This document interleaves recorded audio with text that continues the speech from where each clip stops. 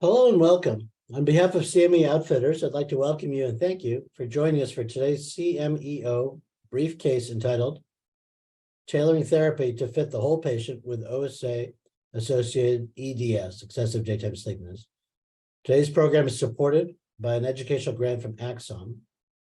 I'm Dr. Atul Malhotra. I'm a professor at UC San Diego School of Medicine and research chief for pulmonary critical care, sleep medicine, and physiology at UC San Diego Health in San Diego. Our learning objective for today is to develop real-world dosing and titration strategies that personalize treatment for optimal outcomes in patients with excessive daytime sleepiness associated with obstructive sleep apnea. Now let's meet with our patient, Alvin. Hi, my name is Dr. Atul Malhotra. Thanks, Alvin, for coming in today. It's good to see you. Tell me what brings you here today. Hi, Dr. Malhotra. I want to talk to you today about my sleep apnea. I've been on my CPAP for about 8 months now. I sleep well within most nights, and I am doing somewhat much better. However, I still am very tired, and I was wondering if you can help me with that. Sorry to hear you've been tired, Alvin. Can you tell me a bit more about what you've been experiencing? Yes, so I am able to do more physical activity with my family, which is nice. And work is somewhat better. However, I still struggle with certain things. I tend to doze off at work, and although things are somewhat better, my mind is still very foggy, and I just can't seem to think very clearly. I drink a lot of coffee during the day, which helps a little bit, but not much at all. Well, glad to hear you've had some improvements. Definitely want to help you in a spot where you're feeling good during the day. I know you started some modafinil 3 months ago. How'd that help you? So I take my modafinil every morning, which I can't really tell if it's helping at all. I'm still very tired every night, every day, and I think I'm just gonna say it's not working at all. Luckily, there's some things we can do. We can change your dosage or dosage times, which might help. We also have another medication called solriamfetol, which we can transition you to. We'll work on getting you the right dose. Let's talk about what might be best for you. Thank you, Dr. Malhotra. That sounds good. Now that we've met our patient, Alvin, let's discuss the case. Alvin's a 40-year-old Black male with severe obstructive sleep apnea, initiated CPAP 8 months ago. He received some relief of symptoms and starting on therapy, starting to get more energy and more quality time with his family, but still experiencing excessive daytime sleepiness during the day, tends to nod off while at work, computer programming, and his work performance has been somewhat down as a result of the sleepiness and cognitive impairment. He drinks several cups of coffee per day with limited effect, started modafinil with no significant improvements in sleepiness. His baseline apnea-hypopnea index was 34 events per hour. Currently, it's at 3 events per hour. His Epworth sleepiness score is 13, body mass index of 31 kilograms per meter squared, and he's completely adherent with CPAP. Medications currently are modafinil, 200 milligrams in the morning by mouth. In our last activity, we talked about excessive daytime sleepiness in relation to obstructive sleep apnea. Let's do a quick recap of what we know for those who are not able to view the last video. Excessive daytime sleepiness is reported to affect about 40 to 60% of patients with individuals with sleep apnea. Over 25% of patients succeeding on CPAP by 5 months follow-up still have residual sleepiness. Those sleeping less than 6 hours have worse excessive daytime sleepiness. That number varies a little bit. Sometimes it's 10 to 20%. 25% would be sort of a generous estimate. Patients with sleep apnea and excessive daytime sleepiness are at higher risk of mental and physical deficits, work and daily activity impairment, and lower quality of life. So when you have patients with obstructive sleep apnea of excessive daytime sleepiness, they can present in various different ways. Some patients will report fatigue rather than sleepiness, but they really mean a propensity to fall asleep. That could be a big deal. Some patients are falling asleep at the wheel, they're falling asleep at work, or they're falling asleep in other kind of social activities. But we don't always capture that well. I think the Epworth sleepiness score is good, but not great. I recently had a patient tell me that some of the questions on there don't pertain to them. One of the questions is about falling asleep in a theater or church, and this patient told me they'd never been to a theater or church. They're often at the keyboard falling asleep, and that's not one of the questions in the Epworth score. So I think it is imperative to talk to patients about how sleepiness is impacting them. Sometimes it is an easy thing to kind of dismiss, saying, yeah, you're tired, everybody's tired, but in some of these patients, it can be quite debilitating. I think talking to them about how sleepiness is impacting their quality of life can be quite informative. In some patients, it can be highly motivating to seek therapy. So their ability to tolerate CPAP or their willingness to tolerate CPAP is often motivated by changes in symptoms. And similarly, the risk benefit of pharmacotherapy is also heavily dependent on the impact of sleepiness on the patient's quality of life and well-being. So for example, if they don't feel they're sleepy or they don't feel they're tired, then giving pharmacotherapy for fatigue or sleepiness probably doesn't make sense. But for other patients who say, falling asleep at work, like Alvin was telling us, that is really something we should address. And I think too often we'll ignore the chief complaint and just say, well, you're using a CPAP, the numbers look good. And we need to talk to the patient, just make sure they're feeling well. There are some FDA-approved medications. We have 3 treatments that are indicated for obstructive sleep apnea related excessive daytime sleepiness, 2 of which are modafinil and armodafinil. Let's briefly discuss these and introduce these to the audience. So modafinil shown on the left here works through dopamine reuptake. You have 200 milligrams a day, occasionally some headache and nausea. It's reasonably well tolerated. Armodafinil is similar. It's indicated for excessive sleepiness in adults with obstructive sleep apnea. It also works through dopamine. It's a R-modafinil, that is a stereoisomer of the racemic mixture modafinil. You dose it 150 and 250, and the side effects are similar to modafinil. One issue that does come up that's important is in premenopausal women, both modafinil and armodafinil can interfere with birth control pills and can be teratogenic. So consider that double whammy. And I'm careful about using these medications in premenopausal women.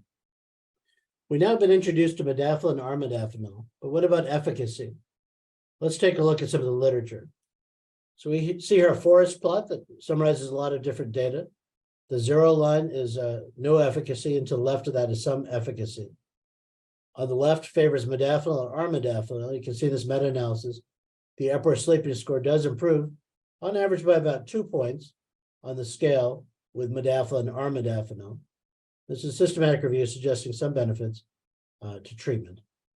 So if you look at the forest plot in aggregate, the Epworth improvement is about 2.21 points. And so if you were at 12 at baseline, you'd be a little bit under 10 on modafinil.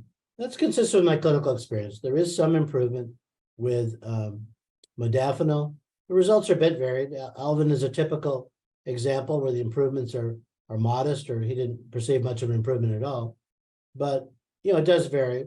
2 points is important, but not a home run. So consider this a base hit.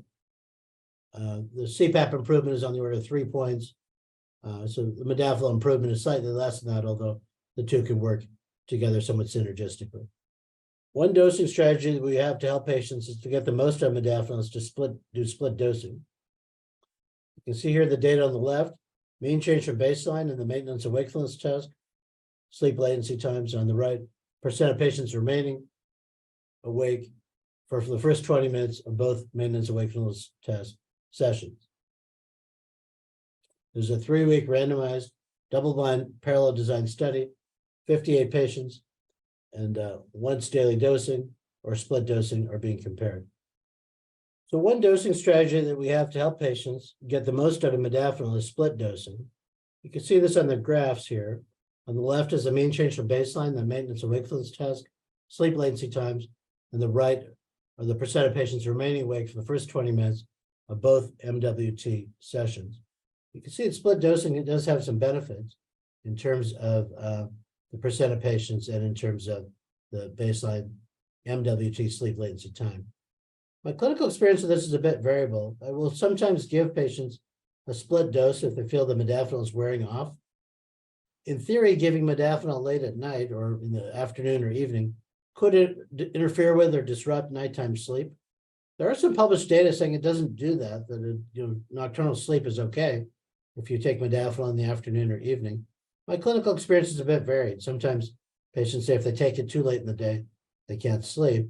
But in aggregate, I do use split dosing sometimes. It just varies with the patient. Now let's talk about solriamfetol. It's one of the newer FDA-approved options for obstructive sleep apnea-related excessive daytime sleepiness. You can see here the mechanism of action is through dopamine and norepinephrine reuptake. People often start at a lower dose, like 37.5 milligrams, and then gradually ramp up intervals at least 3 days to 150 milligrams. I'll often start at 75 milligrams just because I don't think the 37.5 particularly works well and in general is well tolerated. So I'll often start at 75, then ramp to 150. There are some side effects: headache and nausea, decreased appetite, insomnia, anxiety. Those can sometimes be seen. In general, I feel the drug is well tolerated. And in my experience, its efficacy is quite good as well. But it has some off-target effects as well that are interesting. So some improvements in cognition have been seen, and I've seen that clinically as well. Some minor improvements in body weight have also been shown, and those are quite important because in some cases, you treat obstructive sleep apnea with CPAP and people gain weight rather than lose weight. There's meta-analysis showing increased body weight with CPAP treatment in obstructive sleep apnea, albeit minor.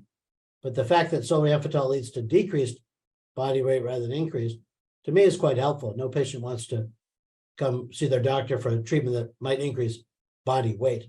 So I think diet and exercise, these things are imperative, but the off-target effect of solriamfetol can be helpful for some patients if they come back a few pounds lighter. That certainly is a welcome situation.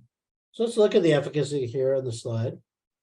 There's several studies done. In fact, I was involved in some of the studies, full disclosure. The group A and group B are shown on the graph here. The group A is a 40-week cohort. The group B is at 1 year. You can see some sustained improvements over time in the various outcomes, including the Epworth Sleepiness Score on the above graph.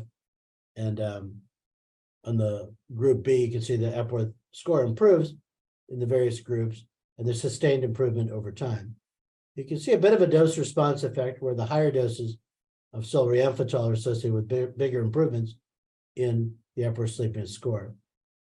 The 300 milligram dose we don't use as often. It's not FDA approved, but there were some patients that underwent that. In my experience, 150 milligrams is adequate.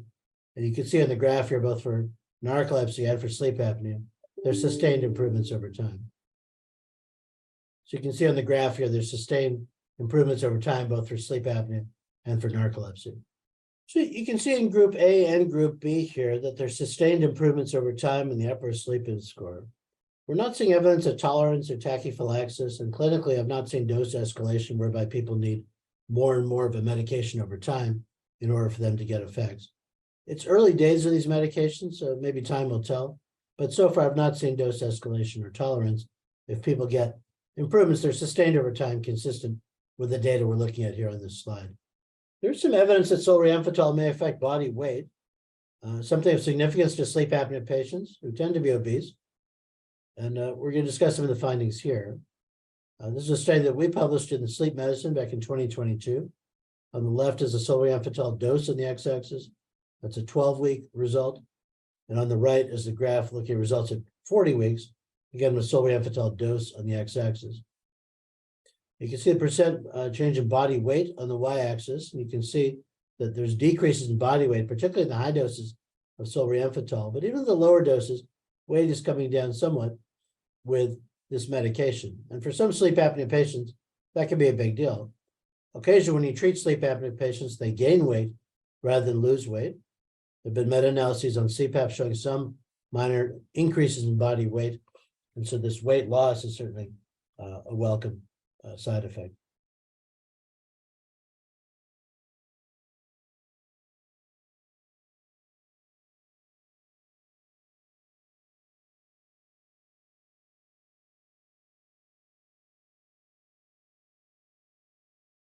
The guidance on switching from other therapies to solriamfetol has been somewhat limited. However, we have a real-world study that gives us some insight on dosing and titration strategies on these medications. So on the left, you can see solriamfetol initiation in obstructive sleep apnea. On the right, you can see solriamfetol initiation in narcolepsy. In gray, you see the transitions, that is, patients are on a different medication who transition to solriamfetol. That's pretty common in obstructive sleep apnea, perhaps less so in narcolepsy. The blue guys are the ones who are de novo starts, and those are quite common in obstructive sleep apnea and perhaps less so in narcolepsy. The green ones are add-on medications, and those are much more common in narcolepsy than in obstructive sleep apnea on the left. There are also some differences in the discontinuation process. So solriamfetol titration and administration, dosing and titration strategies. Discontinuation approach is different in OSA and narcolepsy groups. In blue, you can see that people discontinued abruptly, and that was seen in the obstructive sleep apnea group on the left, perhaps less so in the narcolepsy group on the right. Some of them are tapered down gradually while starting solriamfetol, and some are tapered down before starting the solriamfetol. So some are tapered down gradually while starting the solriamfetol, some are tapered down gradually before starting the solriamfetol. Yeah, what I do clinically sort of varies with the situation. If a patient's really miserable, I'll often just add on medication to see how they do.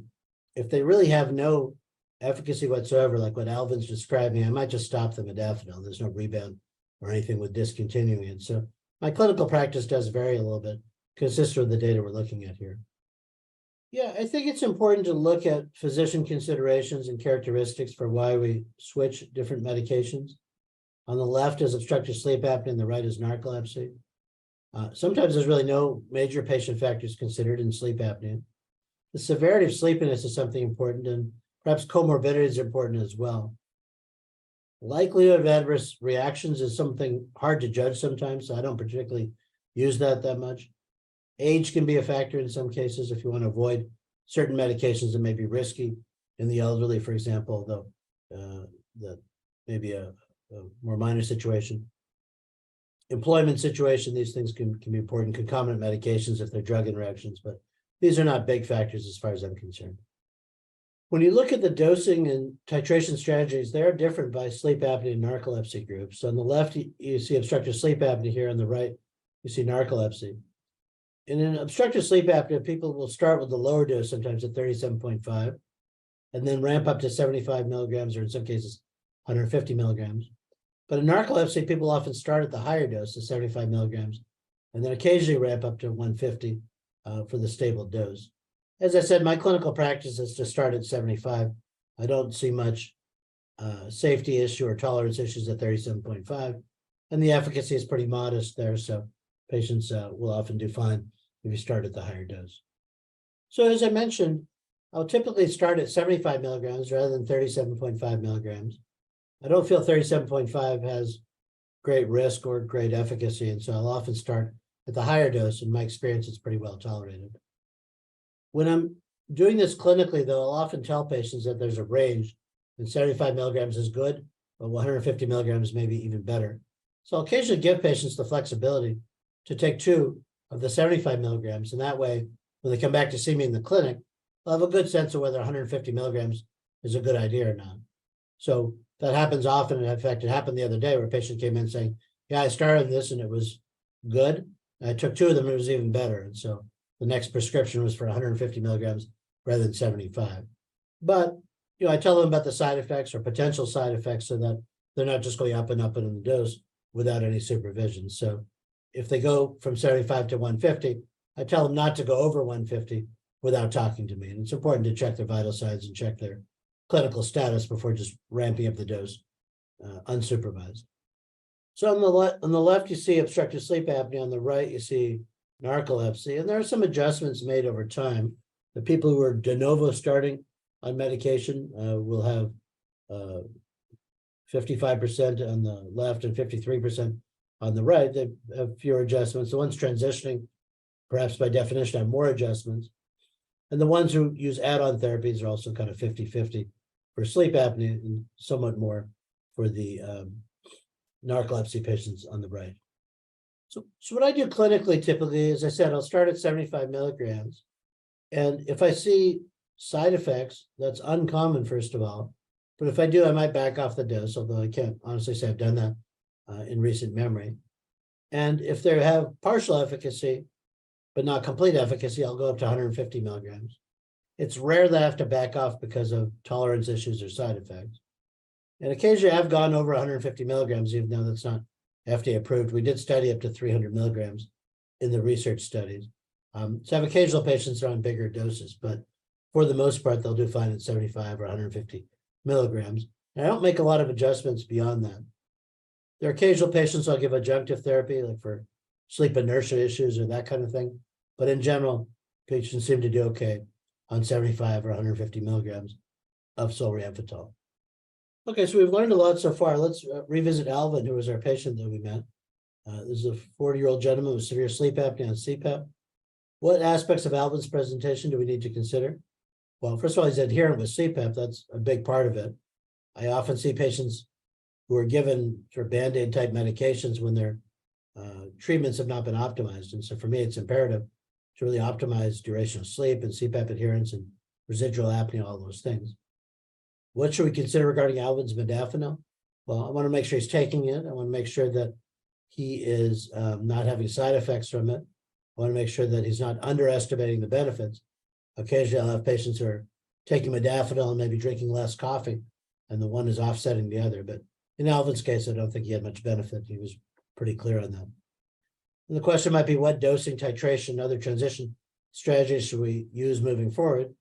Well, in this case, if I was going to start solriamfetol, I would do so at 75 milligrams. And in Alvin's case, I probably just stopped the modafinil because he really had no efficacy from it and really didn't feel it was doing much of anything. So I don't think stopping it would have any risk associated. There's no rebound or anything that's been reported. So thank you to our audience for joining me today for this wonderful program. Let's summarize our discussion with our SMART goals: specific, measurable, attainable, relevant, and timely. That is what I hope you'll take away from the presentation to apply to your practice. Utilizing efficacy data from FDA-approved medications and developing treatment plans for patients with obstructive sleep apnea-related excessive daytime sleepiness, and developing pharmacological and personalized treatment plans that address needs specific to OSA patients, such as cognitive impairment and obesity. Initiating the dose and titrating strategies that optimize outcomes for patients with obstructive sleep apnea-related excessive daytime sleepiness. Today's CMEO briefcase is part of a three-part series of case-based activities that can be found in the Sleep Disorders Hub. I hope you'll check the other two activities in this series. The Sleep Disorders Hub has these activities and many others on obstructive sleep apnea, excessive daytime sleepiness, idiopathic hypersomnia, narcolepsy, and more. And to receive CME or CE credits for this activity, participants must complete the post-test and evaluation online. Participants will be able to download and print their certificate immediately upon completion. Thanks for joining me today. Be safe and take care of yourselves so you can provide the best care for your patients.